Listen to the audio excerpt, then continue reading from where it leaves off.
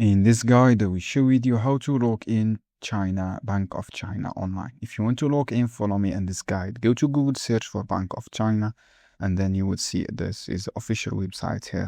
After that, you have the method. You can get directly to website, or you can log in directly from this option.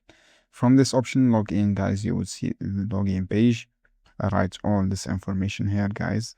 Just to translate this for English, write your username or bank card number. After that, click login. This is for card username. If you want to log in through this page, personal account, choose the personal account, or click on personal saving and click personal saving login. From this login, write your username.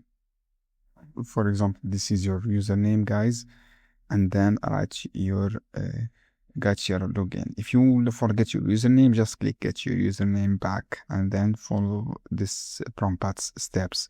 This is how you can do, guys. It is easy steps. I hope this guide helpful for you. You can also log in through app. Just scan this code and download this app. If you want to use app, go to Google, search for Bank of China app, and then download this app on Google Play. When you download, you can log in successfully. I hope this guide helped.